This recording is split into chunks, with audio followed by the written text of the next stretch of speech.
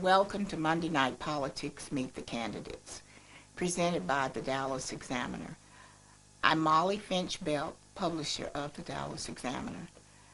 The Dallas Examiner has presented Monday Night Politics for over 12 consecutive years prior to elections. The Dallas Examiner does not endorse candidates. We seek to inform the community so that when they go to the polls, they are informed voters. All candidates who provide their email addresses on their applications when they file for office are invited to participate in Monday Night Politics. Monday Night Politics is not a debate, it's a forum designed to inform the community about the candidates' qualifications, their platform, etc.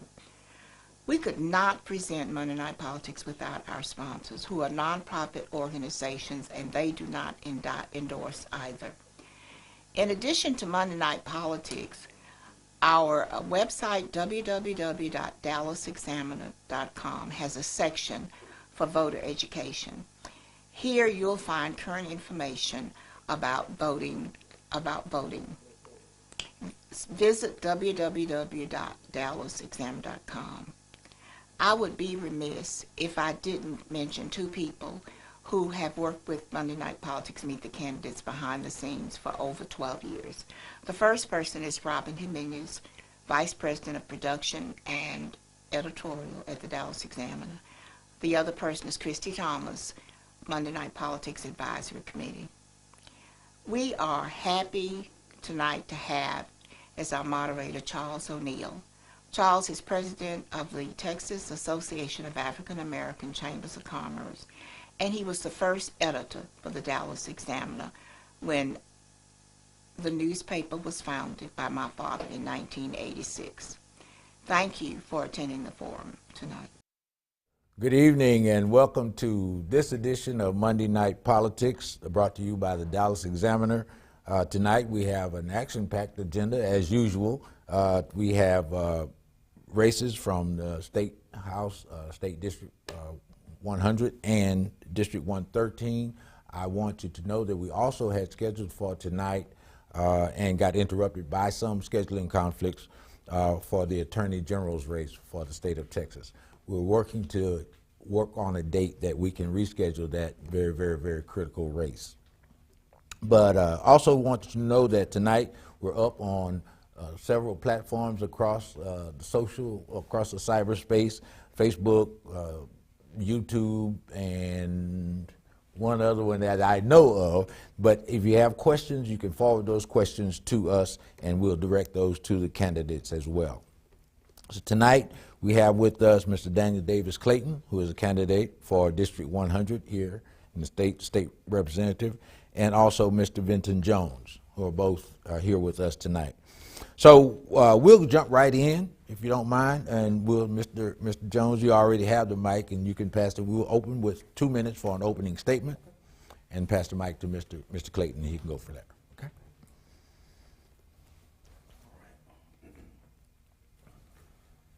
You can stop on the tape there. Yeah. Thank you. Thank you for everyone being here this evening and everyone online. My name is Vinton Jones, and I'm running to be the state representative for House District 100 because it is time for a new generation of Native leaders to lead and represent minority populations and other marginalized communities in Austin right now. I am running because there are 200,000 residents in House District 100, and of those 200,000, 160,000, or 80%, are people of color. As a result of the COVID-19 pandemic, gentrification, an attack on our health care, our civil rights, it is time for someone to step up and continue to lead. In this election right now for House District 100, this race is very important because the next person in this seat will be the 4th state representative to serve House District 100 in the last 5 years. During that time, we've had so many things that have happened that have needed consistent and steady leadership. I've been that leader who has worked on behalf of House District 100 for the last 38 years of my life as of today on my birthday. And I will continue that work in House District 100, impacting public policy, bringing our communities together, and continuing to build bridges where we didn't see build bridges before. So I'm so excited for this opportunity to answer questions, to also show the support that this campaign has from such leaders as John Wiley Price, Commissioner Elber Garcia, a number of city council leaders, and other leaders that represent right here in House District 100. I am the only candidate with the most endorsements from leaders actually working on behalf of House District 100, and I'm so honored to have that support, and I look forward to this dialogue this evening. Very good. And you said today was your birthday. Today is my birthday. Happy birthday. Thank sir. you so much. All right, too, Mr. Clayton. You got one? I'll note that we are joined by Mr. Marquise Hawkins, who is also a candidate for that seat as well. Thank you.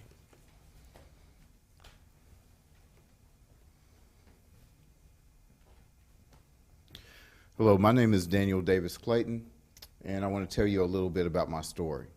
When I was in middle school, doctors told me that I could either fuse every single bone in each foot together or have an experimental surgery. And I chose the experimental surgery. After 3 years, multiple surgeries, and a lot of rehab, I learned how to walk again.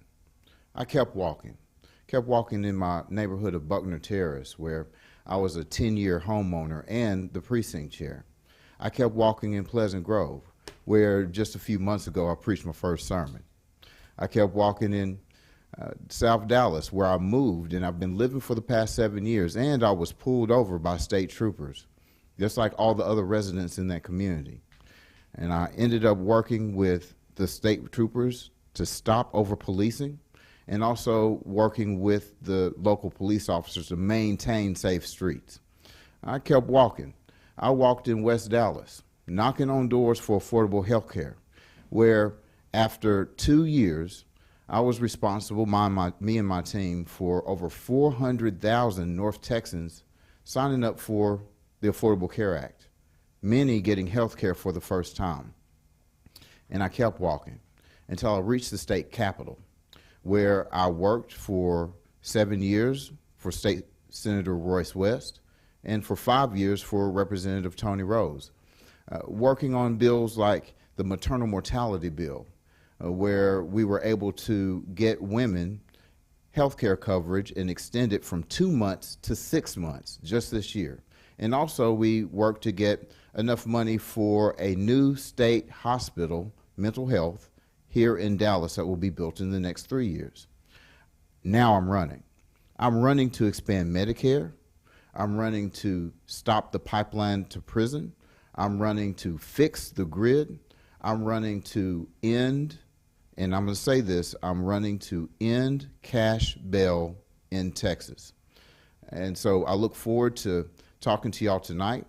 And I've done all that work, I've done all that walking, and now I'm running for the people who live in the district every single day that are facing all kinds of struggles. And we've got to have someone with leadership that's worked in the community to help solve those issues. Thank you. Very good. Mr. Hawkins. Thank you so much, Daniel. Good evening. Good evening. I first want to thank Ms. Belt and the host of organizations who've put this forum on and continue this great tradition. I really appreciate the opportunity to express all of the issues that I care about and the issues that I'm hearing at the door, and also to share the stage with my friends here. My name is Marquise Hawkins, and I'm asking for your vote to become the next state representative in House District 100. I was born to a mother who was strong enough to raise me by herself. She instilled in me the values of hard work and perseverance, but above all, a belief that while success is not guaranteed in our state or in our nation, and that you only see fair in the dictionary, opportunity should be available to everybody. I was able to punch my own ticket. I got scholarships to go to Morehouse College and to Cornell University, but that wasn't enough work for me. I wanted to come back home to Texas to be a public school teacher. And I instilled in my kids the values that my mom instilled in me. I wanted to build them up so high that when they go out into the world, no one could tear them down. I would tell them that they had the power inside of them to change their entire lives, their surroundings. And I think that that's something we can do here in House District 100 as well. As I knock the doors and talk with people about this race, people ask me, why did I decide to get in this thing? And the answer for me is very simple. I'm sick and tired of not having the answer for my neighbor who's lived in Oak Cliff for 30 years and is threatened by his house being taken away from him because of the rising property taxes. I'm fed up and concerned that students I've mentored at South Oak Cliff High School say they can't even afford basic rent for where they grew up. I'm fed up with the idea that there are kids that I've seen now at Edna Road over in Buckner Terrace who say, you know, in their own way, I know that there are educational inequities that exist, and why is it that I have to face the brunt of that? I'm in this race for all of those folks. I decided to get in this race because it's our time to change that narrative. And it doesn't take 100 years to do this. It just takes a person with political will and political courage. I spent my entire adult life advocating for people who are caught on the lowest rung of the economic ladder for no fault of their own. And I'm asking for you to vote for me in this election because I want to amplify those people's voices, and yours too. Because when Austin starts to look and sound like us, just like Dr. King said, there's no stopping point short of victory. I'm asking for your vote in House District 100 because I know that I'm going to be able to fight for you on day one. I look forward to your questions, Mr. O'Neill and others, and I hope that I can earn your vote tonight. Thank you. Very good. Thank you. Pass that to him. Well, you all have laid out fairly ambitious plans, if you will. Given the current climate in our state government, how do you realistically expect to accomplish what it is that you set out for your constituents? Absolutely. So one thing that I'm honored to have is the endorsement of former state representative for House District 100, Terry Hodge. And I'm so proud of that endorsement because I am motivated and inspired by the work and her legacy in House District 100 because she was about the constituents. She was about doing the work to find out what was going on with the people. And so to your question, what can be done right now when we don't have control of our legislative body? It's about building community right now. It's about a long-term strategy. And what I am speaking about is something that no one else is talking about right now. And that's having someone that's going to be in this position for the long term, because we can't get done what needs to get done in the next 2 years. We have to be talking about a 4-year strategy, a 6-year strategy, a 10-year strategy to actually get in this position and see the changes that we need to get done as we move the needle forward towards this conversation around turning Texas blue and getting control of these bodies that can move this legislation. So I think first and foremost, we must mobilize community. There's so much said about everybody outside of House District 100, but we need to talk about the people inside House District 100. House District 100 is still a place that does not have a district office right now. So if somebody wants to have a face-to-face meeting with their representative right now, they're not able to do that in the district. And right now, those are the voices we need to get so that people can understand and make the connection between the policy and the people. And when people see that, more people are going to get engaged, more people are going to vote, more people are going to tell their families to vote. And that's something that is so important to me because someone that's here, my grandmother, is here, Miss Jessie Parks. In addition to her sisters were raised in House District 100, and they told me the importance of getting out and getting something done in the community, even when you feel like those things are most... For this last minute, though, Mr. Jones, I want you to address directly, I mean, I want you Absolutely. all to consider it as well when you answer.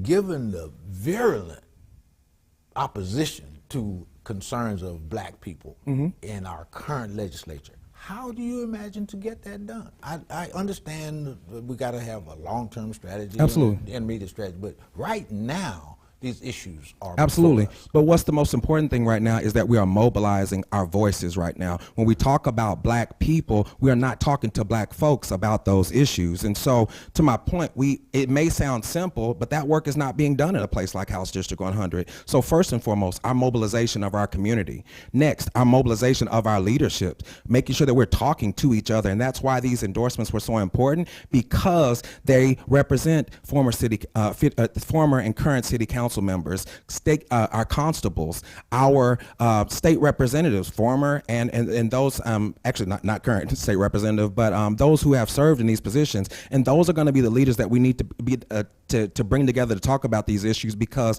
we have to make sure we're having the conversation about West Dallas, about East Dallas, about Oak Cliff together, so that we can work on creating a strategy for those things. If not, we're not going to be able to get that necessary work done because we're not in lockstep. And what will continue to be done is that people will continue to come in our community, divide our voices, and divide our votes. And that's exactly what's happening right now. Very good. Thank you. No, Mr. Clayton, I'm sorry. Mr. Clayton. Gotcha. Give me one.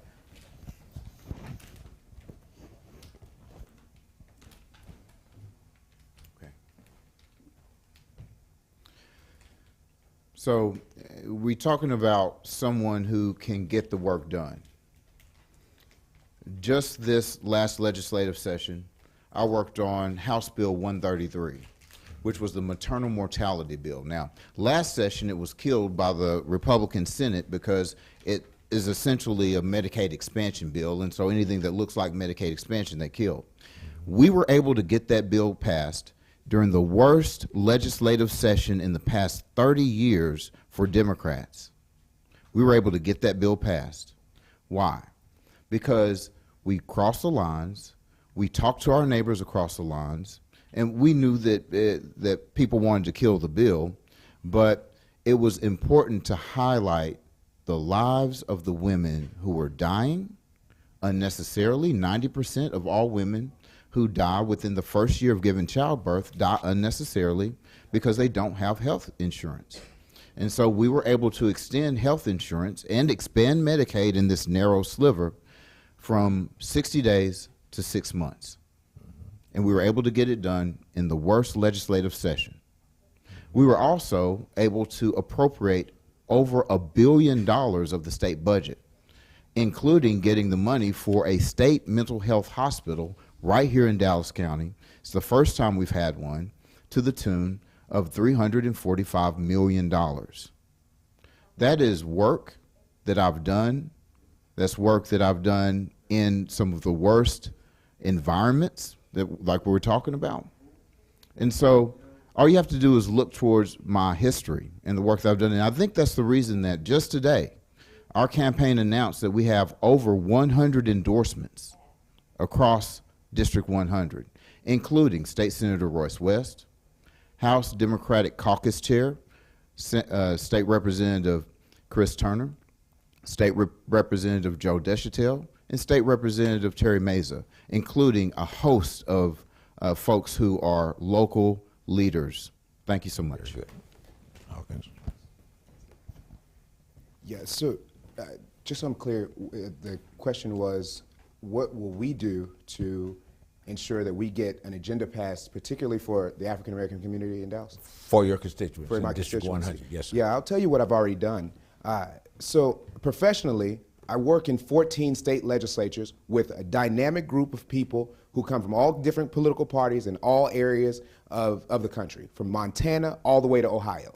Every single state where the only airline headquartered in Dallas has a market, that's where I am, and I'm making sure in state capitals we're making sure that we have better outcomes for our workers and our airline and the airline industry.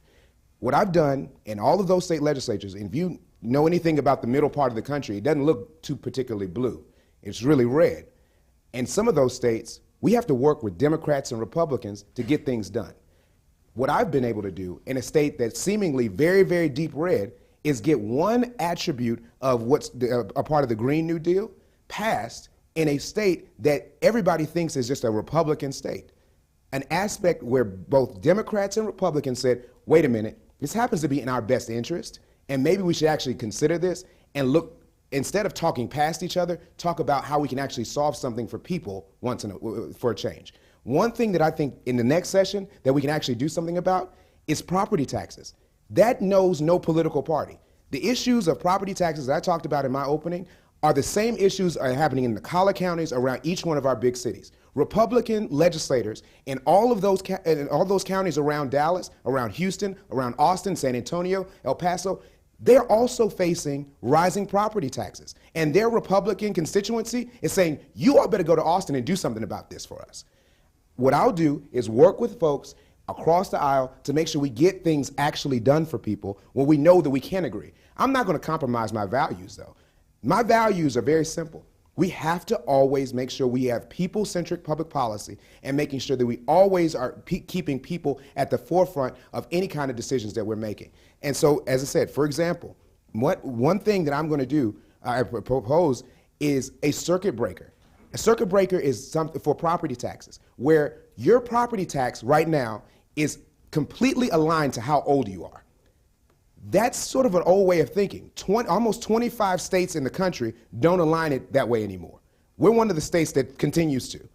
Instead of having property taxes aligned to how old you are, it should probably be aligned to how long you've owned your property. So for my neighbor I talked about at the beginning, he's owned his house for 30 years. So maybe we should say, you've owned your house, you've been here for a long time, doesn't matter what the situation is going on around your property taxes might need to be turned off. I don't necessarily know what that number is for Texas, but that's why when you send me to Austin, I'll make sure we figure that out for folks. And as I said, this is the same issue that people in Republican areas of our state are dealing with, as well as in city centers where Democrats are dominant. Yeah, you can hand that off too. I really, really want to kind of harp on this partisan divide that exists in Austin, right? And while it's good, and I appreciate your comments about how you might work in a volatile situation, right? But if you'll excuse me, these folks are nuts down there, okay? And so all of the platitudes and nice, warm words might not resonate the same way when you get in that chamber.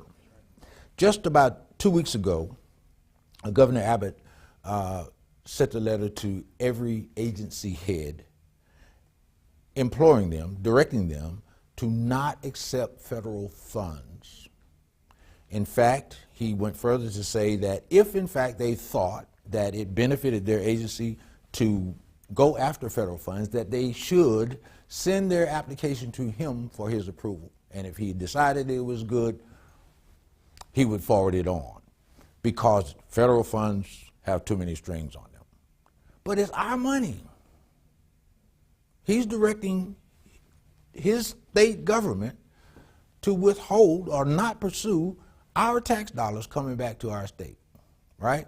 So that imperils the $30+ billion in Build Back Better infrastructure, and $472 million, was very close to what I would do for a living, in state small business investment funds. $500 million in jeopardy because of this wild right-wing kind of thinking about how we approach our politics. Given that background, let's revisit that question. How do you think you'll really perform in this very highly charged partisan arena? Well, my background has really prepared me for this. I work in healthcare, and particularly addressing the HIV/AIDS epidemic, which I'm also a person living with HIV. Mm-hmm. And when we talk about HIV has been an issue that is usually received bipartisan support. And you have either had to work with Republican leadership or their appointees to get the work done. So I've done that when we looked at the millions of dollars that are being poured into our communities right now to create and strategize plans to end HIV, not only in Dallas County, but across 48 other counties across this country. So I've already had that experience of being able to work with Republicans by building relationships, as it's already been mentioned. But to the point that you're making, people are not trying to build relationships right now. So when we're talking about the issues around healthcare, around voting, those are not necessarily the issues, especially those are the issues that are important to people in this room. To people in this community. Those are the issues we have to be talking about right now. So again, it's so critical right now as we talk about this moment that we talk about the importance of mobilizing communities and mobilizing our voices and our vote right now. I cannot cannot say that enough, because there's nothing that can be done until we do the work of getting rid of that leadership, getting rid of Governor Abbott, stop sending him to Austin. And the only thing we can do is to continue to get these votes out. But what's also happened is that we have to have another election to pass to see the damage that has been done by the voter suppression legislation that's happened. So we don't even know how that's going to impact our vote. We got to see what's going to happen. We have to continue, but during that time, and while we're working to change, to turn Texas blue, we have to mobilize. We have to mobilize, and we have to get people to understand, the average person, not the politicos in the room, not the people at the Democratic Party. We got to get people to understand the power of their votes right now, and people don't always make that connection, especially since we have so many of our seniors, the people that have come out to vote, rain, snow, sleet, COVID or shine, they've come out to vote, and we have to continue to instill that in a younger generation of individuals while still continuing to honor the work of our seniors, because that's going to be the key of changing this. And I wish I can say that it's something that's going to change in the next 2 years, but then I would be lying to you, and I don't want to do that. I want to do something different than what I have seen constantly come into my community and ask for our vote and ask for their support, because we've been disappointed time after time again, and something has to stop. Very good. Thank you. Mr. Clayton?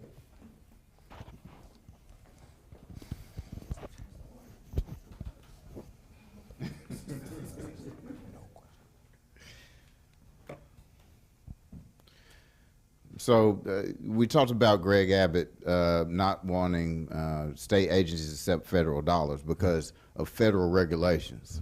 All right. There's a difference between somebody that wants to get things done for the people of Texas and someone that wants to impede the people of Texas. Federal funds are for the people so that we can change our situation, so that we can address. And let me tell you one thing that I'm very disappointed in. We need to put more money into the the state rent relief program. We need more money in that program, and those federal dollars can come down, and we could take it. But Greg Abbott doesn't want to do it because, it's got strings on it. He calls it strings, but I call it act right, okay? And you need some act right. That's the reason that you need someone in Austin that's done the work before and has been effective in an adverse situation. I've been in Austin. I've gotten bills passed. I've worked on legislation. We've gotten money for all sorts of things. We fully funded the AIDS medication program this year to the tune of $36 million. That's work that I worked on. So bringing home the bacon is important. Bringing that mental health hospital means that we brought jobs to Dallas County. There's the Tri-City Hospital that's sitting empty on the edge of our district. We need to find money for that, and if you send me to Austin, I'm going to go and find money for that so that we can turn that into a medical facility and make it work for the people of Texas. I think, again, it's important that we look, because all of us can speak very well about the issues of the day, but the question becomes, who can actually go down there and get the job done? I'm from East Texas. Most of the legislators are rural legislators that are Republicans, and I know for a fact that hospitals are being shut down because we didn't expand Medicaid. Those are conversations that I can have because I can relate to them, and I already have the relationships to get things done and get things passed for the people of House District 100. Send me there to get the work done. Thank you. Thank you. Mr. Hawkins? Yeah, so Mr. O'Neill, you're right. The GOP is crazy right now, but they are crazy strategic. They know what it takes to get people ginned up about things that are not things that will really affect their lives, but instead are things that they know that'll cause people to hate more people, to get people emotionally involved in things. That's why Greg Abbott is doing those things, and that's why people across the state, across the country, in fact, are claiming these things and doing these things. I've had private conversations with Texas state legislators, and they don't necessarily, GOP ones, they don't necessarily agree with what the governor's saying. They want the money in East Texas and in West Texas from the federal government for Medicaid expansion. But they can't say these things out loud because they know they're going to get primaried.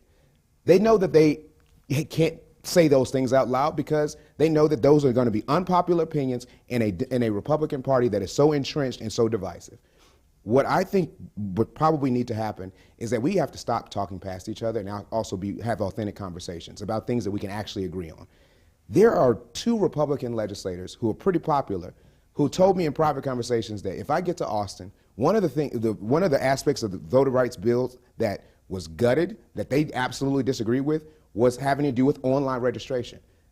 2 Republicans in the current state legislature, who are pretty popular around Dallas right now, said, I couldn't get my Trump folks registered fast enough to vote because we don't have an online voter registration system.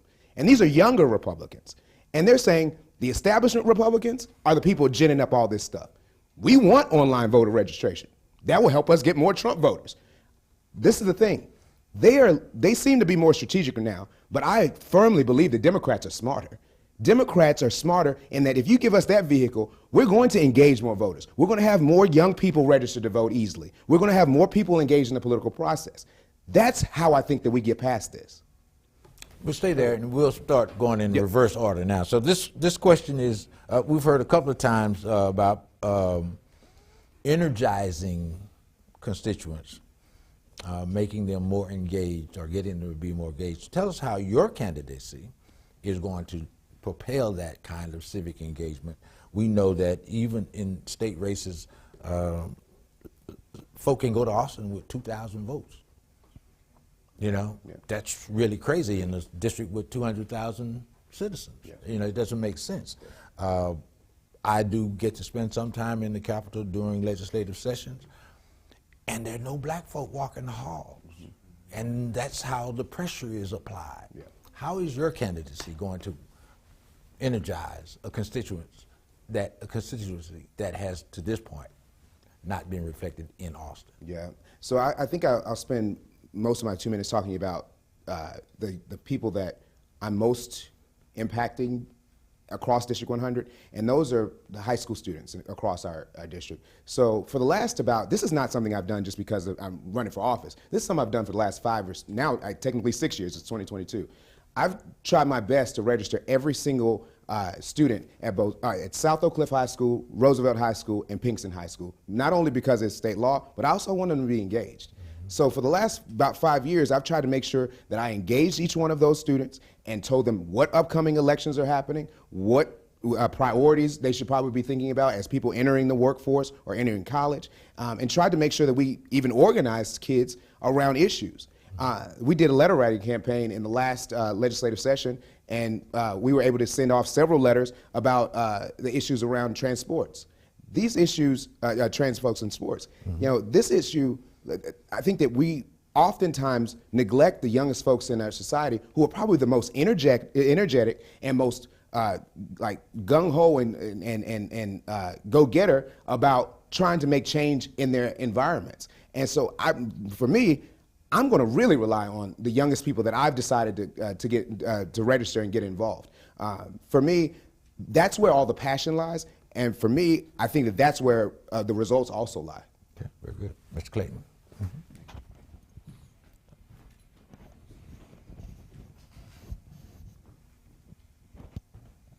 Okay, thank you. So the question was about how we're going to engage the people who live in District 100. First of all, our campaign is committed to making sure that every single member of District 100 of that community can communicate with our campaign. That's the reason that we're the only campaign that's translated our website into Spanish. And if you go to my website, daniel4100.com, you can see a Spanish translation of every single page so that every single member of our community can interact with our office. I understand that that's one of the long-term problems that we've had in District 100, along with the fact that we haven't always had a district office open. Also, I think that the people of District 100 want to work with someone who's worked in every single part of the district. I live in South Dallas currently for 7 years. I worked on the state trooper issue, not because it was my job, it was because I live there, and I'm going to fight for the people there. I've worked in West Dallas making sure that people get signed up for health care. I left my job working for State Senator Royce West to make sure that we could sign people up for health care, and I did it for 2 years.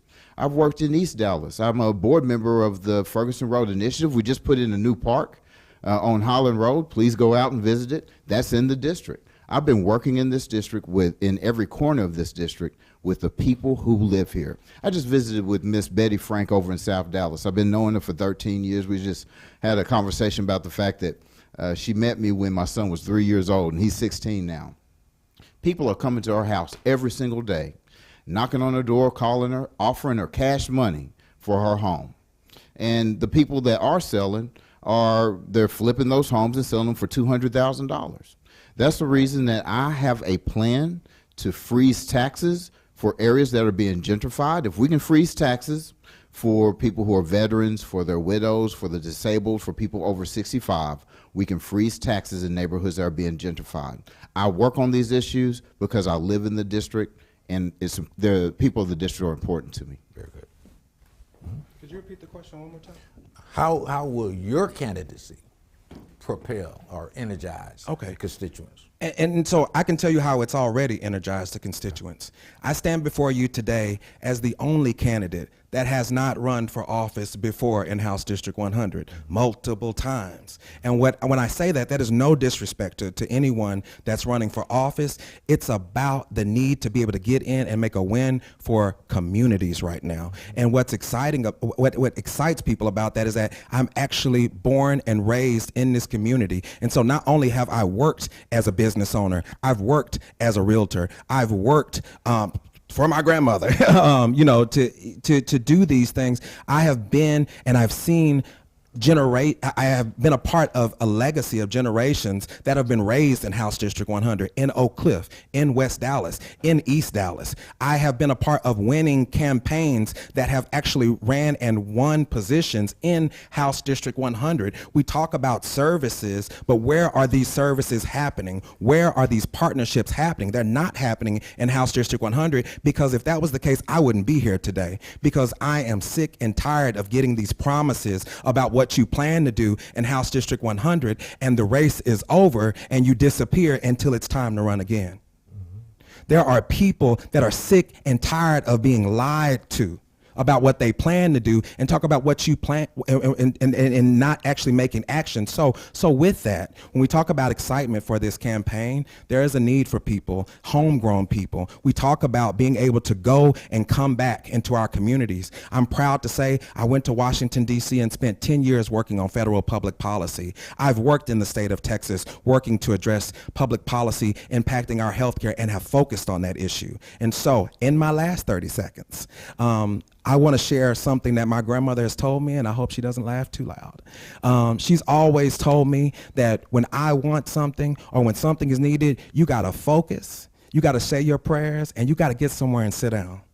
And so I want to get into this position and sit down because I have used my training as a leader in public health and public policy to prepare me for this day and to prepare me to serve on day one. Okay, stay there, and we'll go to Mr.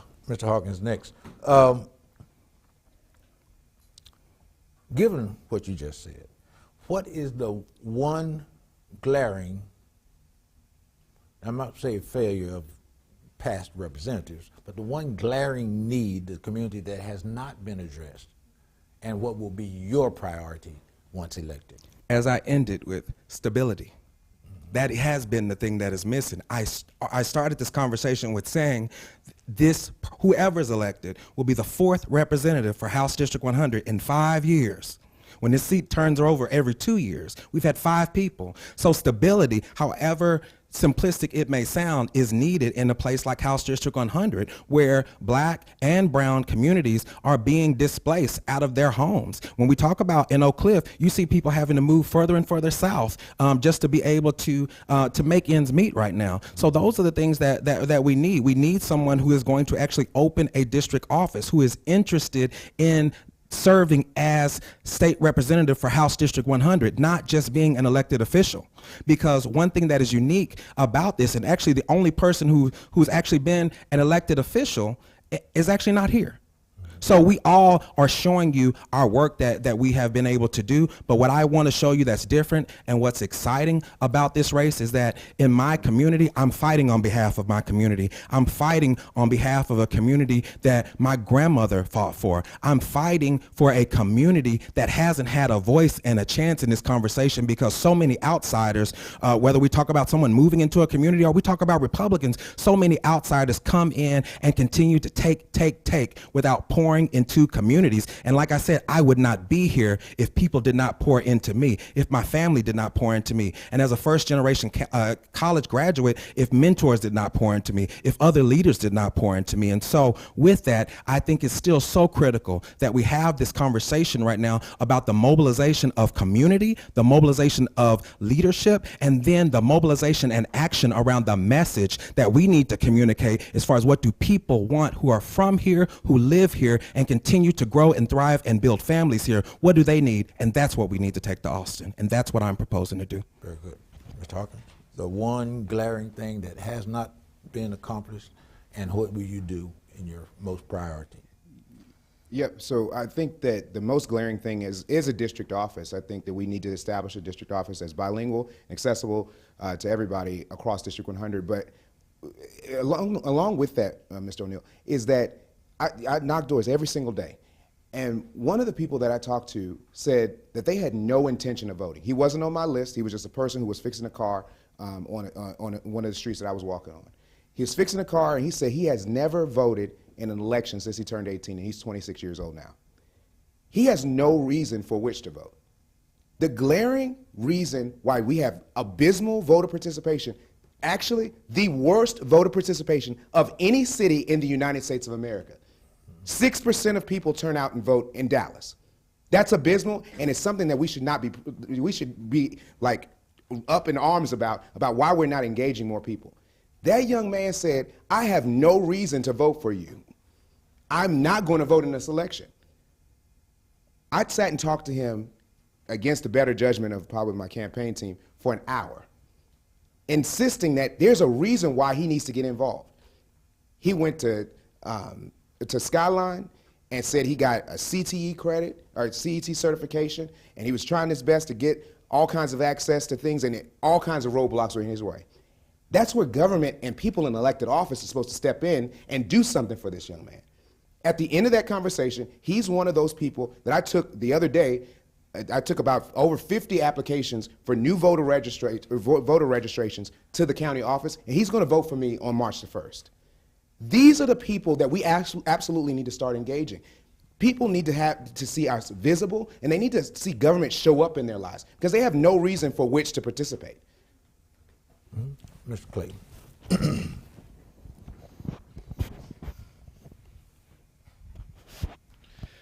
I'm going to quote State Representative Toni Rose on this one. She likes to say that there's a difference between activity and productivity. There's a difference between activity and productivity. When people can't put food on the table, when the whole district is the entire district is a food desert. The entire district is a job desert. We need people who can get things done and who have stopped what they were doing to do the work in the district. I volunteered at my son's school for 10 years, every Friday, an entire hour. He kicked me out of his class. I used to read to his class. He kicked me out when he was in the 4th grade. Last year before COVID, the teacher told me that she was having trouble with the middle school boys, and I said, if I'm going to talk to them, you have to give them to me. I started a secondary program where I worked for an entire year, an hour a week, and created a social emotional learning program. People in the district want someone who's going to work, and not because somebody's paying them to do it or because they have to, because they want to work for the people. If you elect me, I'm going to work to put a social emotional learning program in every school and replace punishment in elementary and in middle school with social emotional learning. We know that when kids are acting out, it's because they're just doing what they learned, they're doing what they saw. But you have to work with the people in the district to know what the problems are. And so I think that this district needs someone who can get things done, who can get things passed. I'm a proven, battle-tested leader, and I'm also a listener. Our campaign, we're the only campaign that's doing this. We have a District 100 survey. Go to my website, daniel4100.com. Fill out the survey if you live in District 100. Let us know what's going on. We've had over 100 people fill out the survey. People telling us about the fact that they don't have heat in their home. We know it's about to get cold. We're working on that. We've got folks that have talked to us about being afraid of getting shot because we passed this bill where every single adult can carry a gun. Okay. Excuse me, my time is up. Stay there, and you'll take this question, then hand off to Mr. Jones, and then to Mr. Hawkins. We talk about energizing constituents here in Dallas. Last session, there were 17 black folk in the House of 150, 2 in a Senate of 31. Rarely did all 17 agree, because one of them was a Republican, but rarely did all 17 agree, and oftentimes it's hard to get 2 people to disagree on stuff in the Senate. But how will your presence in the Texas Legislative Black Caucus begin to change that dynamic to make us work as a unified force in Austin? Well, first of all, I appreciate you asking that question because you've been there. Yes, sir. And I've seen you there over the years. Yes. You're the only other person on this stage beside myself that I've seen in Austin, walking the halls, working with the Black Caucus. You know, I think what a lot of people misunderstand is that we are a few of many. Republicans outweigh all the Democrats put together, let alone the black Democrats. To pass something, you got to get it past the lieutenant governor. You got to get it past the governor. The governor can just simply veto your bill or not sign it, and it is dead. It doesn't matter if you passed it in both chambers. So we are facing huge obstacles, and that's the reason that I think I am best poised to serve the people of this district because I've been there. I understand how it works. I've worked on calendars. I've worked in appropriations. That's where all the money goes through. So I know how to get money for the district and bring jobs to the district. No one else on this stage can get that done, especially on day one. And I think that's the reason that I've been endorsed by over 100 people, most of them from District 100. You know, I'm the only person that's been endorsed by any state leadership that's a sitting state leader. And I've been endorsed by people in West Dallas, Oak Cliff. They're telling us where they live, and they're endorsing this campaign because they understand that they need someone who is passionate, who understands how to get it done, because this is a critical time. You know, we're all up here and we can sing a good story, but the question is, who can get the work done? And if you can't get it done in the legislature, if they block your bill, who is going to get their hands dirty in the district and do it anyway? You know, if we can't pass my social emotional program, we're going to do it anyway. Because I've already been doing it as a volunteer. I'm going to train other people to do it, and we're going to go to the schools. We're going to make sure that our kids don't be put on the pipeline to prison just because somebody wants our kids to go to jail.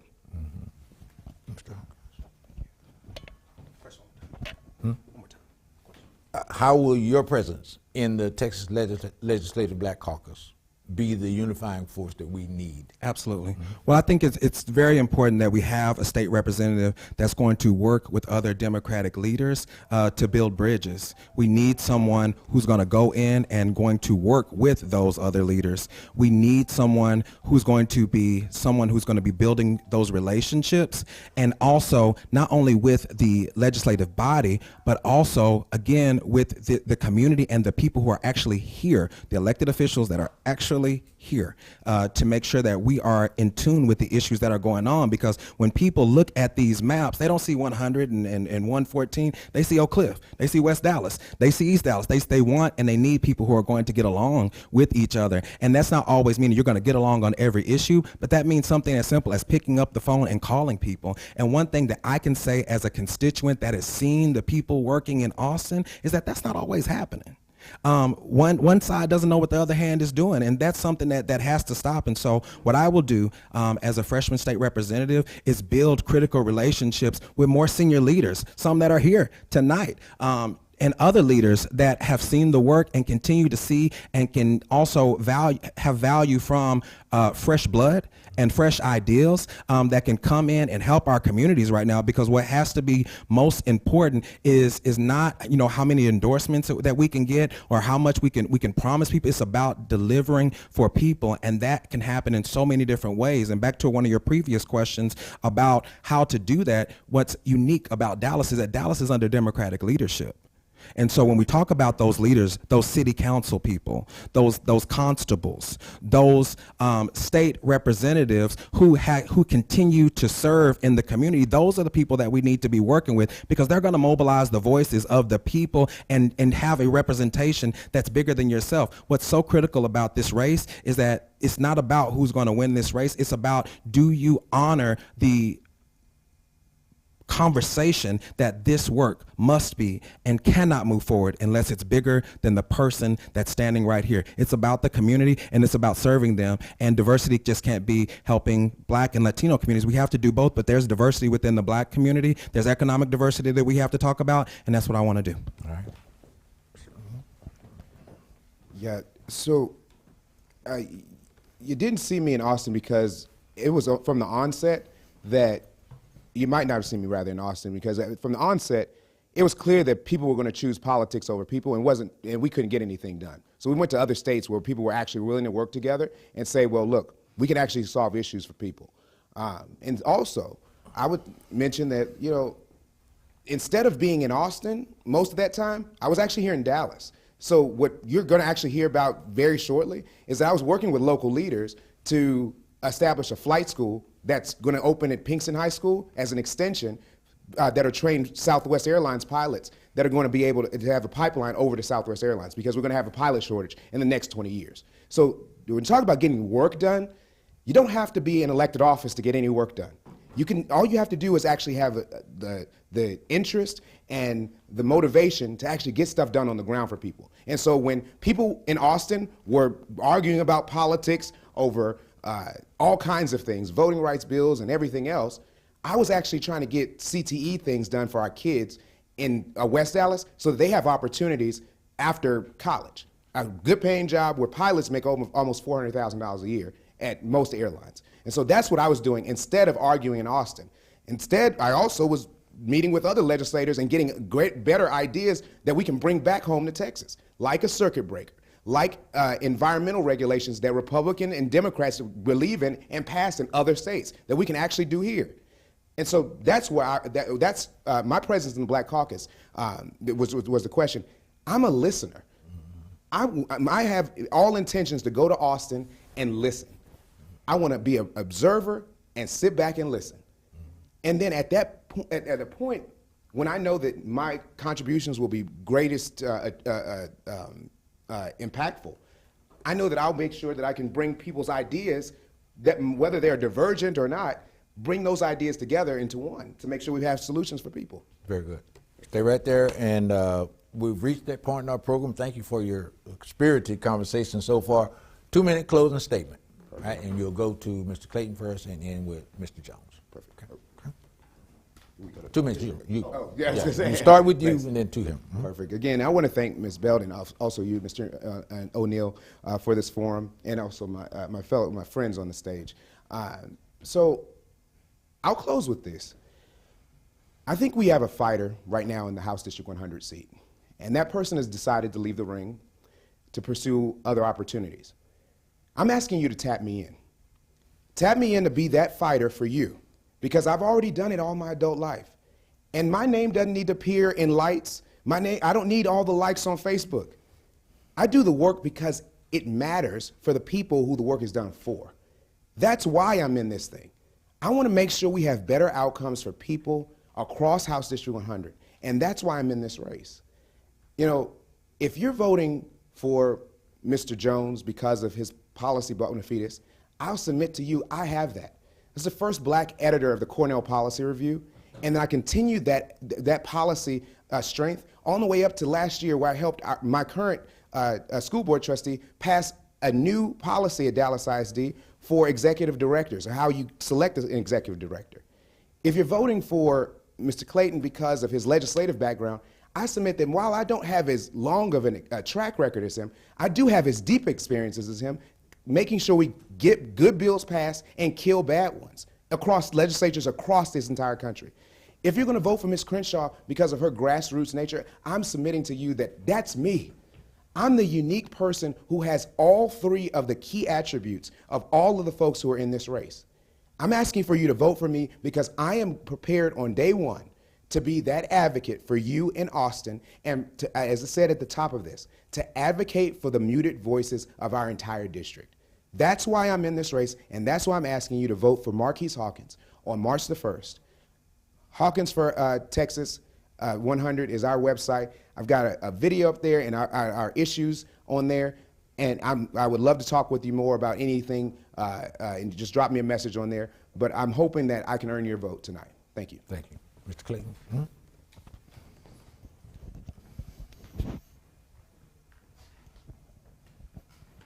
Thank you so much for joining us today, and thank you for having us for this discussion. We've had folks stand on this stage and say that we can't get anything done in Austin, with someone standing on the stage that's gotten things done in the worst environment in Austin. I've gotten things done. You ask the women who have been in the families who have lost mothers, lost sisters, lost daughters, who have died because they did not have the health care they needed because Texas won't expand Medicaid. You ask them if I haven't gotten anything done or if we can't get anything done in Austin. You're talking to someone that can get things done in the worst situations because I'm a strategist, I've worked in the environment, and I work on the ground every single day in our communities. I'm the only person in this stage that's worked to stop gun violence in South Dallas.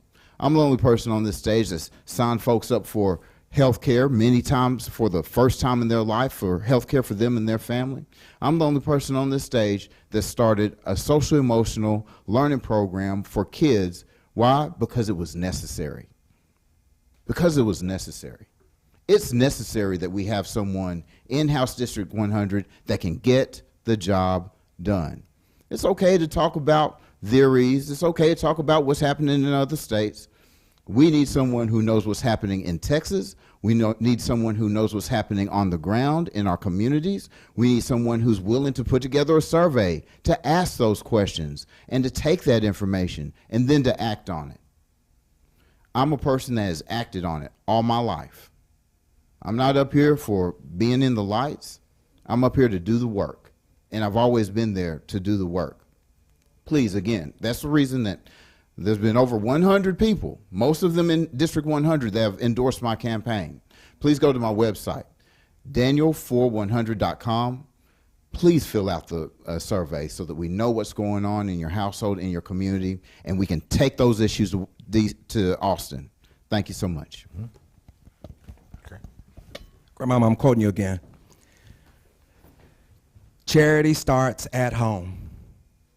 Lorraine Barabille, Terry Hodge, Omar Narvaez, Carolyn King Arnold, Adam Bazadua, Jesse Moreno, Michael Orozco, Stonewall Democrats of Dallas, the Victory Fund.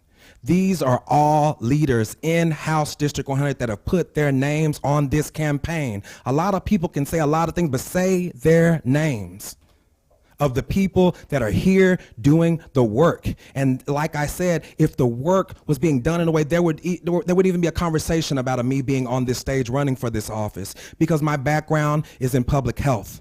I worked and have worked with Dallas County Health and Human Services to move millions of dollars of funding to make sure it was addressing HIV. I worked with community leaders when we weren't saying anything about public health before the COVID-19 pandemic, and made sure that community leaders were not only talking about potholes, were not only talking about education, they were talking about the health of our people. Because the thing is, there is no home ownership if you are not healthy.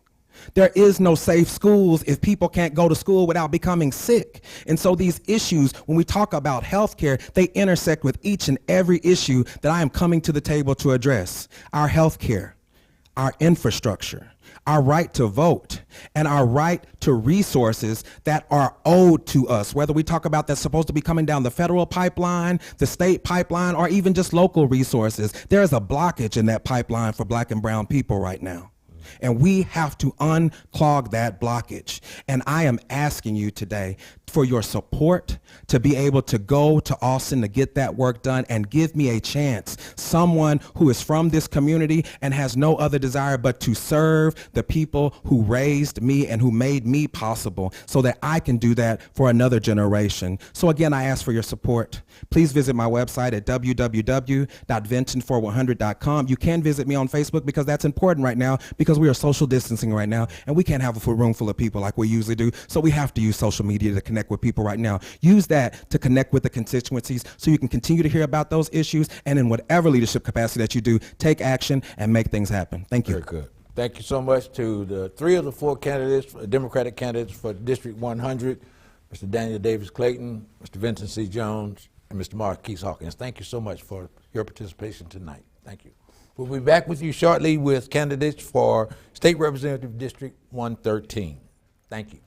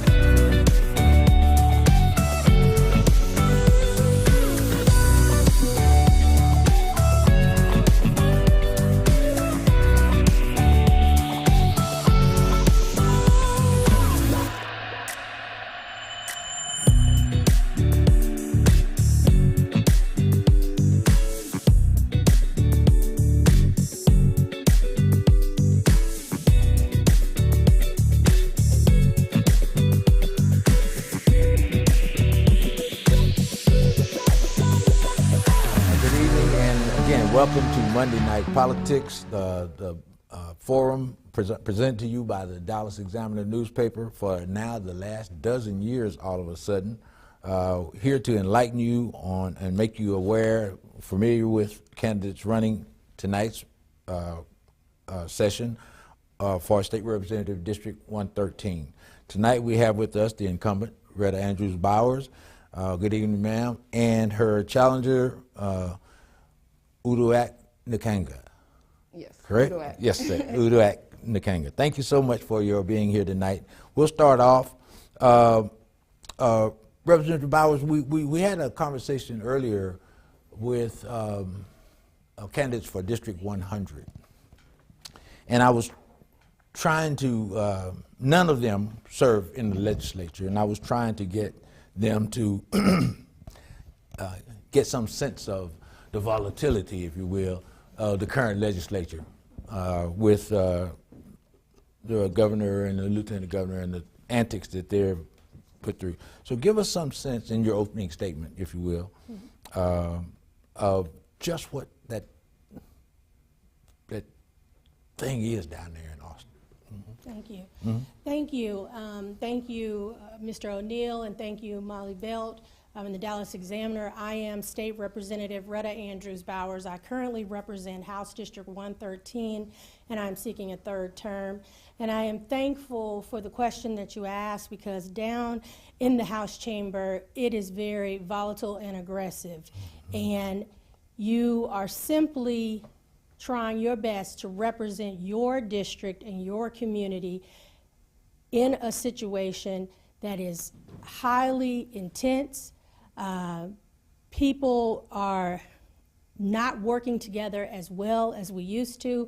When I came in my freshman term, this situation was looked at as kumbaya. It is that no more. It is a house divided that we are working hard to repair. I want to say that. I saw in my first term and in my second term party line votes. And that is the hardest thing to witness. We are 83 to 67, and that number, the 67, is decreasing as members are leaving the Texas House. With that, as I said, am in my second term, and I currently serve in leadership as the Vice Chair of Homeland Security and Public Safety. I am also the Democratic Chair of the Dallas Delegation. I serve as the Secretary of the Texas Legislative Black Caucus, and I as well serve on the House Democratic Caucus Steering and Policy Committee. So with all that said, I do everything I can to represent the district I was sent there to represent. I am effective in the House in that I am able to work across the aisle, and I have walked a fine line and a tightrope, if you will, because the district was not a Democratic district when I got there. Very good. Thank you. Ms. Nkanga. 2 minutes for opening statement. First and foremost, I want to thank y'all for having me here. Thank you for this forum, and thank you for the platform. My name is Uduak Nkanga, and I'm running for a Texas House seat, District 113, as you may know. First and foremost, why did I decide to run? I decided to run because I'm fighting for something bigger than myself. I come from immigrant parents, born and raised in South Garland, one of 6 kids. I've been community involved since I was 15 years old. When I say 15, I'm talking about protesting, organizing, grassrooting, the full 9 yards, and I emphasize that because I never want to normalize that. I don't want 15-year-olds on the street fighting for women's rights, fighting for racial and social equity, and fighting for healthcare, the basic rights. And that's why I fight so hard still to this day. I've worked on a presidential campaign. I've served as the current president of the forming chapter of the National Congress of Black Women here in Dallas, Texas. I've worked with SLU Law School, St. Louis Law School out in Missouri, and I'm standing here in front of you as a 23-year-old black woman and telling you that the cycle stops now. I fight so hard because I'm fighting for the people who come after me. I don't want them to go through today's struggles. I don't want them to have to endure the struggles based off of today's decisions, and that's why I stand in front of you as an advocate, as an activist, as a sister, as a daughter, as someone who knew what it was like to live paycheck to paycheck, fighting for something bigger than myself. Thank you. So stay there. Yes, sir. We'll go to you. So what is it about your candidacy that will change the way, or change the responses that our legislature now? So a key thing that I noticed while we go block walking door to door is that a lot of people, they don't know who our representative is. When I go block walking and I introduce myself, they think I'm a volunteer. They get excited to see someone so young, someone so vibrant, a fresh voice, a fresh face, ready to fight with the resume that I have. Something different within my candidacy is that we have a lot, I can't emphasize that enough, a lot of young voters, or a lot of young volunteers within our campaign. From the ages of 19 all the way till 25, I would say. They're getting more excited, and they're getting more faith within the political process, because I think within our party, we fail to put people in leaderships that actually represent the people. A lot of times while going door to door, and a lot of testimonies that we hear, a lot of people, they're not excited about voting because they're given the same thing, the same political answers. They want to see somebody who can emphasize with their stories. They want to see somebody who isn't the most polished politician. They want to see somebody who understands their struggles, who's going through their struggles, because they know if someone is going through the same struggles they are, they're going to fight harder for them. And that is me, and that is why I'm standing in front of you still to this day. I've been fighting for the last 8+ years, and I'm going to continue to fight, because I refuse, me and like many others, we refuse to bring children into a world that we know that they're going to go through the same struggles that we are currently dealing with. Enough is enough. People are sick and tired of being sick and tired. They want something new. They want something different, and that's what our candidacy brings within this campaign. Representative Bowers, ask the same question another way. Why is it critical that you be returned to District 113? Thank you for the question. And I'm going to wait for the time clock to get right. Okay, great. Thank you for the question, Mr. O'Neill. Now is not the time for someone new. And I came here tonight to say that. The reality is it takes a long time to pass legislation in the Texas House. We've heard earlier tonight it has to get out of the House chamber, but not only does it have to do that, it has to go to the Senate, and it has to get past the lieutenant governor and the governor. It is very hard. If you, it's been said that we need a louder voice. 113 needs the voice that it has. You cannot be too loud, too left, or too right. And 113 at this point, thank goodness, based on my back, my family's, and the service of many people that have volunteered and continue to volunteer, we feel like we have the representation that's needed there. The representation that has been serving all the people, and it takes a long time to get name recognition. But I do believe that I have the name recognition in the district. The people of House District 113 want to send me back. I introduced the Crown Act in the last legislative session. In the first legislative session, passed House Bill 3435, Texas Girls in STEM Day, and we will soon celebrate that holiday again on March 1st. That is not easy work. And if I'm polished, I'm glad to be. I too came to create change. I too was marching those streets. I'm the chair, co-founding chair of the Dallas Women's March. I marched against police brutality with Next Generation Action Network. So I know what it means to be grassroots, but at some point you have to go from activist to legislator and start governing. So we'll stay there, Representative Bowers. I've been harping on this, and I want to stay on it because I don't think people truly understand what, and selfishly, the Legislative Black Caucus is up against in the state legislature. This past session, clearly we saw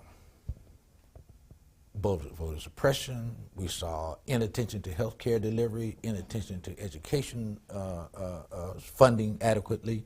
We saw, asinine bills about CRT, that non-existent fight.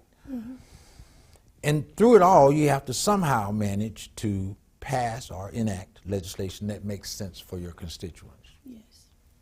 Tell us about that fight and why it's critical, again, that you said it's important to know the difference between an activist and a legislator. What does that mean when you're in that kind of arena? And the chamber, thank you, Mr. O'Neill. The chamber is, if you will, it is an arena. And it is a playing field. I said the other night, this is chess, not checkers. There has to be strategy on the floor. You have to be willing to let those votes get whipped and be whippable enough to get your vote in line with the way it should go. We have to be able to vote in blocks.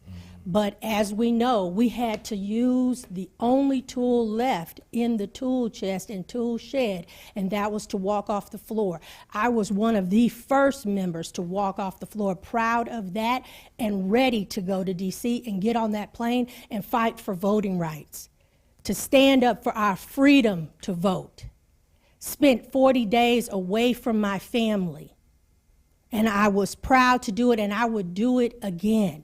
When we heard CRT, I want you to tell you, with critical race theory, when I saw critical race theory on the list of legislation that was going to be presented on the floor, and I saw the 1619 project, I, as a Black Texas Legislative Black Caucus member, ran around that floor, letting my colleagues know, do you all see what is coming our way? We cannot let this happen. Some of my colleagues have told me many times, this is not the time to sit down. You cannot sit down in that legislative chamber because you have to pay attention and you have to be ready. You have to know the rules in the House to figure out how to kill those bad bills. I also was able to let many people come to the State House and testify for the George Floyd Act.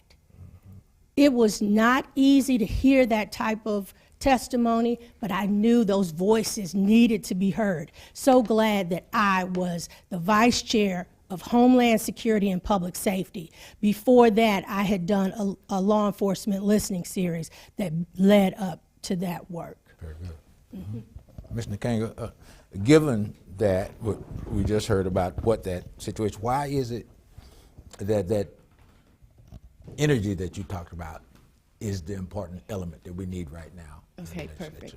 So I want to comment on a comment that was made prior saying that right now is not the time.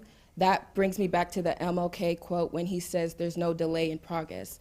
For so long, we're expecting change with the same approach. For so long, we've been told to get in line, to act this way and act this way, but at some point, we have to realize this is bigger than ourselves, and this is bigger than right now. As a community, I can honestly say we are always given the short end of the stick, even though we're always the ones showing up, whether it's in elections, whether it's in protesting, whether it's in fighting for equity amongst all people, we are always getting the short end of the stick. So at what point do we stop playing this game and start demanding it? At what point do we stop saying, oh, just play the game here or play the game here? It's about being bold, it's about being progressive, and it's about being unapologetically bold and unapologetically progressive. I understand that there's ways to go about things and there's ways to compromise, but we're at the point where we can't continue to compromise human rights. We can't continue to compromise voting rights, women's rights, and so forth.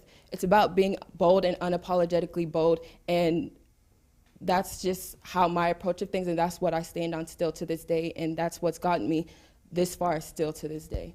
Okay. So, we just got gerrymandered into oblivion.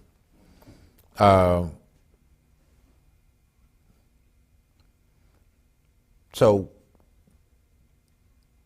given, again, that atmosphere down there, what is your one pressing issue that you'll pursue and how will you get it advanced? Okay, so, that's hard. That's a good question, though. So I would really say racial and social equity, and even though you did say one, I'm sorry, I'm That's going to fine. cheat a little bit. Housing and property taxes / cost of living. I'm gonna merge that into one. I say that mainly because when we see our housing market, for example, affordable living. I have a friend who just had a baby and lost her job. Here in Garland, Texas, she is ranked 1,204 just to be considered for affordable housing. So I think it's with great importance to not only fund inside affordable housing, but we have to start breaking the barriers that are driving people into affordable housing. That includes the increase in property taxes, that includes this tremendous cost of living, that includes high in housing insurance and so forth. We have people who are graduating fresh out of college with bachelor's degrees and master's degrees coming out with a $40,000, $50,000 degree just to be offered, $14, $15 an hour. It's a big issue, and it's a big issue that we're continuing to see not only within the district but in the state of Texas itself. So I would say those are the two main priorities that I would fight for. Okay, very good. Representative Bowers? I know you've addressed a good number of them, but if there is an issue that is pressing, that you believe when you return to office, that you'll work and spend your time on. Well, currently across the district, and the district has changed, so thank you, Mr. O'Neill, for mentioning that. Right now, we are serving Rowlett, Garland, and Mesquite. And we had, when I was afforded the opportunity to serve this district, I came into 7 cities. We now are more condensed, we're more democratic. Went from a 51% district, Biden district, to a 59%. But I think what I want to drive home and what we've been working on in the district is really making sure that we increase the rate of vaccinated individuals with COVID-19. We have been doing pop-up clinics all across the district. We brought testing to the district early on because people were not able from our district to get down here to Fair Park. At Ellis Fieldhouse. So that is really, and I want to say that I'm a COVID survivor. I had COVID with members of my family back in December of 2020 with no vaccine. And I'm proud to be a survivor, and we have done that all over the community. So I want to make sure those dollars are spent properly and that we are making sure people have access to testing, they have access to PPE, and they have access to the vaccine. We'll continue to do that work, and that's the one thing. Other than that, I will take back to the legislature and refile the Crown Act. I will also take back to the legislature the Project Unity's Together We Dine. I take that to the legislature twice. I have done it now, and I will make sure that my colleagues are having those race-based courageous and safe conversations so that we can make sure that we are on one, if not one accord, better accord by the time we get ready to discuss issues like critical race theory, voter suppression, and the abortion bill and things like that. We have to be able to respect one another and try to work together when we discuss those contentious issues. So this is, I guess, the closest I would come to doing a commercial for what I do. The state of Texas spends literal billions of dollars for goods and services, right? And now Texas has the largest black population among the 50 states, right? And our state, in its most recent biennial report, managed somehow to spend about 1% of its purchases for goods and services with black-owned businesses. Yes. That's atrocious. It's horrible. And the current legislation, the HUB bill, has no teeth.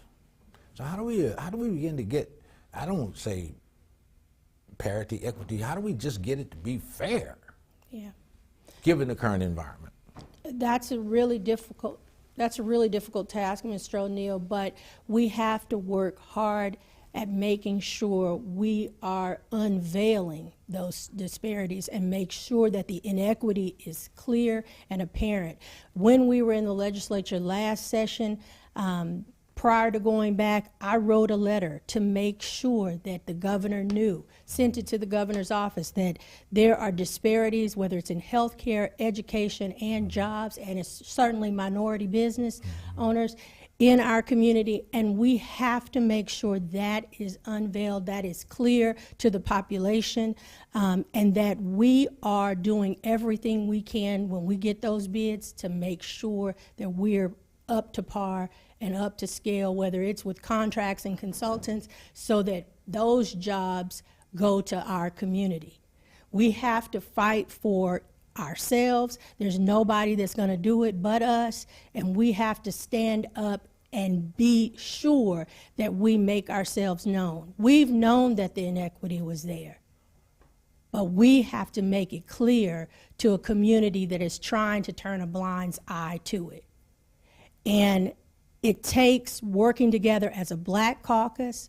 I know that as a Black caucus, from the chair to the rest of our caucus, we have all worked to make sure our communities are understood and completely represented when it comes to jobs and small business owners, when it comes to health care and the disparities there. Some of that was mentioned earlier tonight. When it comes to education and what is not working for our students. We know that right now there is a severe and high gap in education. And that also is going to go to infrastructure. I have to mention broadband. I have to mention the access that we don't have. So we have to stand up and make it clear. Ms. Nakanga, you mentioned equity in your earlier comment, and again, if I can be so bold, I would say that achieving some level of economic fairness will provide our communities with the resources to begin addressing some of the other issues. So I'm going to say that fundamental to me, particularly, is solving the economic disparities, and then we can address those. So how will you, again, given the backdrop that our state spends 1% in a state that's 15% Black? So to answer that question, the main thing with equity in itself, we have to go back to the communities. We have to make sure that we're supporting these local businesses. We've got to make sure that we're utilizing our platforms to highlight these local businesses, especially the businesses within our community. I will say this, that I believe that within the Black community, during COVID in particular, that a lot of Black-owned businesses were disproportionately affected compared to other businesses. And so to go back to the drawing boards, to answer your question, the main point when it comes to like fixing equity and fixing, making sure that these Black-owned businesses are staying afloat, making sure that we're supporting these Black-owned businesses is going back into the community, like I said before, in outreach, and making sure we are supporting our local Black-owned businesses and so forth. So that's my answer to you. Okay. So, we've talked about economics. We've talked about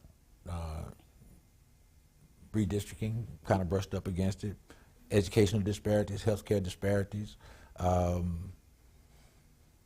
we haven't talked about, and this is just for asking you to get out on a limb and offer an opinion.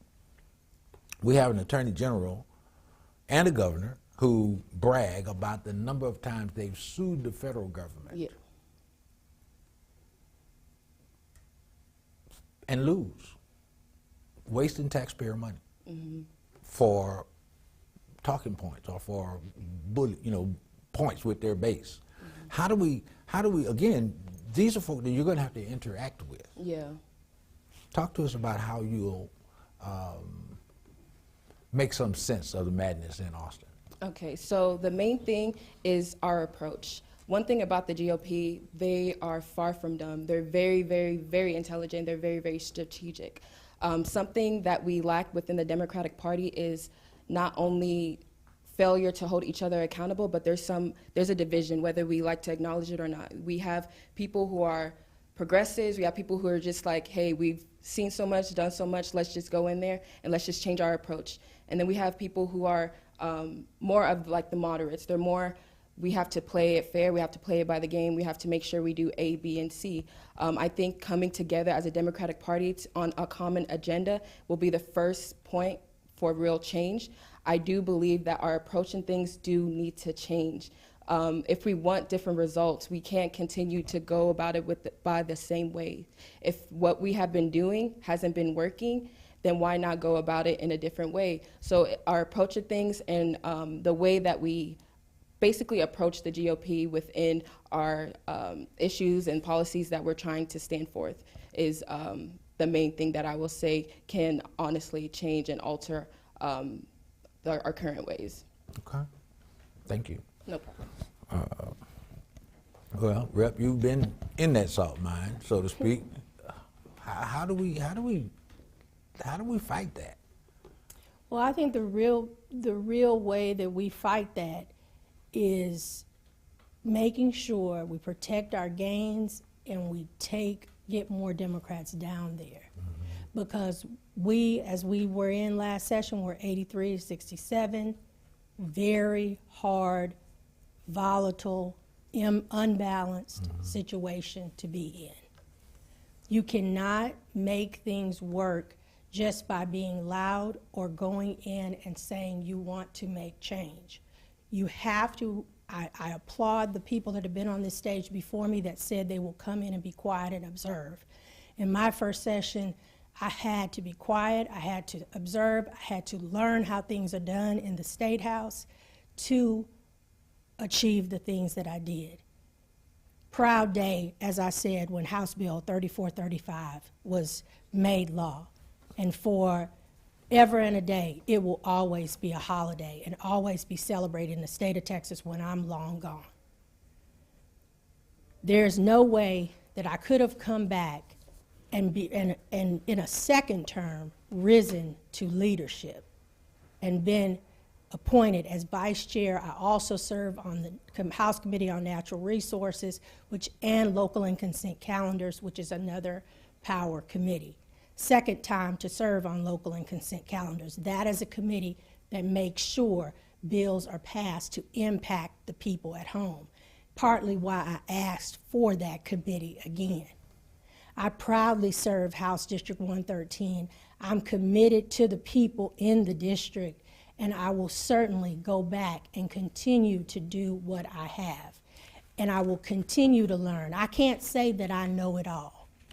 I don't know it all, but I'm proud to serve, and I will continue being the legislator that the community is proud to have in House District 113. So, I thank you for that. We're going to go to 2-minute closing statements. Okay. Yeah. Well, I'm thankful once again to have the opportunity to stand before you, to have a chance to communicate with people in the district and outside the district. I stand before you as state representative. When I moved with my family 21, almost 22 years ago to House District 113, no way in my mind did I want to be or did I plan to become the representative for our district. It is a proud moment to say that when I ran the first time in 2016, students that I had in the classroom when they were in kindergarten were already able to vote for me. That's my son's graduating class of 2016. In 2018, they said, Rep Bowers, we got you and we're ready to send you back. As of Saturday, I had people in the district putting signs out on their own, people that are dialing on my behalf, walking daily on my behalf, people that see me in my shirt just in our neighborhood Target or in stores in Garland and say, hey, I voted for you last time and I'm gonna do it again. People that are elated after the lines were redrawn that they either still have me or they got me now. And I want the people of House District 113 to know that you have me. I'm committed to serving you.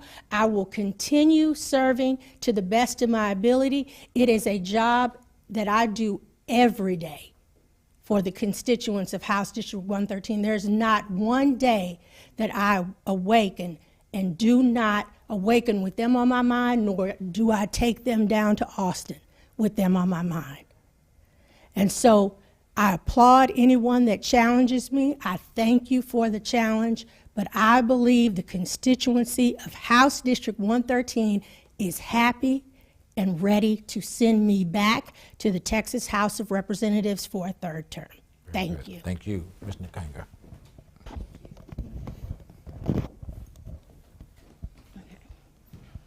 So I'm going to end with this. In order for us to actually see real change, we need to change our approach of things. As I said and stated before, I don't have a voting record, but I have a service record.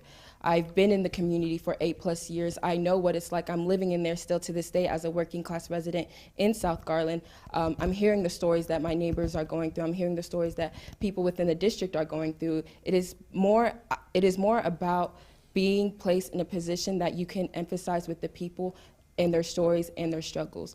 It puts you in a position to where makes you want to fight harder, makes me want to fight harder because I'm going through the same thing that they are going through.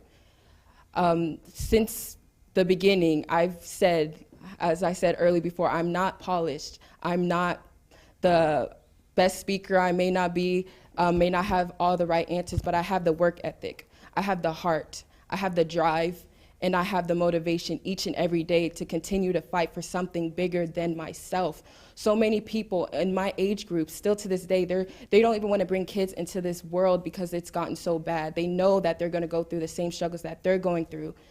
So it's about fighting for something bigger than ourselves, even when the odds are against us, even when our back is against the wall. It's about being the representative that our community, not only our community needs, but our community knows, hey, even though the odds were against you, you still had our back. Even though the odds were against you, you didn't fold. Even though the odds were against you, you still stood up, you still stood 10 toes down strong and stood what you believed in and stood for what the community believed in. And that's what I have, and that's what I continue to have. And that's what I plan to bring, not only this fresh face, but a new approach and louder voice and an unapologetic, bolder voice that not only 113 needs, but just in general. Thank you so much, and thank you for having me here.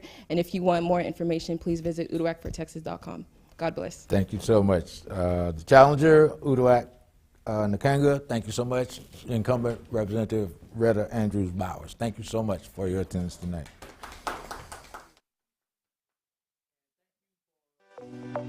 Participating in as we wrap up this session. Be with us again next week. We will attempt to reschedule the forum that we had scheduled for the Texas Attorney General's race. Next week, I believe we have candidates for governor, so it'll be a spirited session as well. Thank you so much for attending tonight. We look forward to send your questions in when you get online. Thank you so much. Good night.